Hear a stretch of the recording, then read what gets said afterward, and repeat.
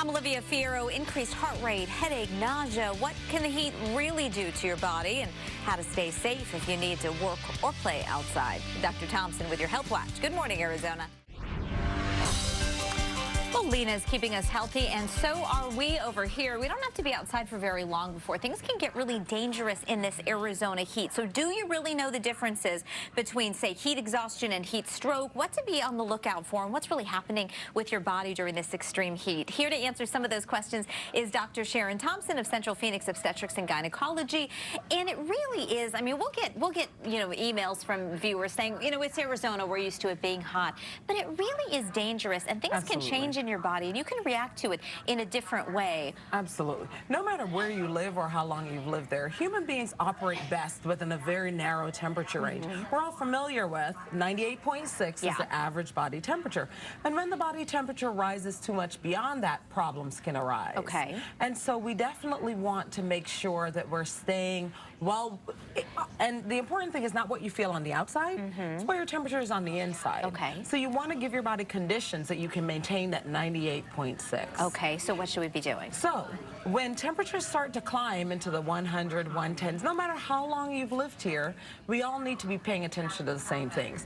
Hydration, and also staying cool. Sweating is good. I know in the modern world we don't like to sweat. But it's your body cooling itself off effectively. But sweating is a great way that your body uses to cool you. Okay. So sweating is good. However, you want to keep an eye on how long have you been outside? How long have you been exposed to extreme temperatures? How much fluid are you getting in? Yeah. And if you start getting symptoms like clammy skin, a racing heart, muscle aches, headaches, you may have been in warm temperatures too long, and you want to be in a cool environment. Okay. Because major medical issues like heat exhaustion or heat stroke can occur.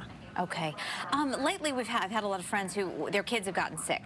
It seems like a flu bug or something, stomach, but they're curious. Could it be the effects of dehydration? They're going off to a camp all day. They're not responsible enough to maybe remind themselves to be drinking the fluids that they need throughout the day. So how can you kind of avoid that or prevent that from happening ahead of time? Sure. So definitely viruses can get us at any time of year, but we definitely want to take precautions to keep ourselves well. Okay. So like I talked about, if you're going to be outside running around a lot, make sure you have lots and lots of fluid, and the best fluid is water. Okay. Fluids like Gatorade and Pedialyte are fine, but plain water is great. Limit your amount of time in extreme heat, because that's the best way to stay away from heat exhaustion or heat stroke.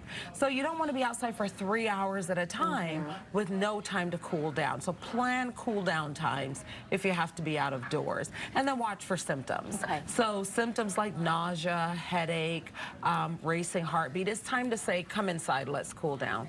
Heat stroke is a major medical emergency where if you're dealing with someone who's been out in the heat for a long time and they start being confused or slurring their words or acting, they don't know where they are, that's an emergency. You want to get that person cool right away. I hope she doesn't mind my saying this, but my mother suffered heat stroke once in front of us, and it was terrifying and startling and incredibly dramatic. It really looked like a stroke to us at the time because it was so severe, and it never had really occurred to me how impactful the heat could be to someone. And that's an important point, that it can slide under our radar because it's just weather. We've lived here a long time, we're used to it, but just weather can be dangerous. Every year there are a few people who die in this country from heat exposure, heat stroke. Yeah, and I hope you don't have to see it for yourself, because it will certainly leave an impact on you and make you want to be very cautious moving forward. Dr. Thompson, thank you so much for your advice, and welcome back after a big travel weekend for you. Welcome back to the Arizona heat.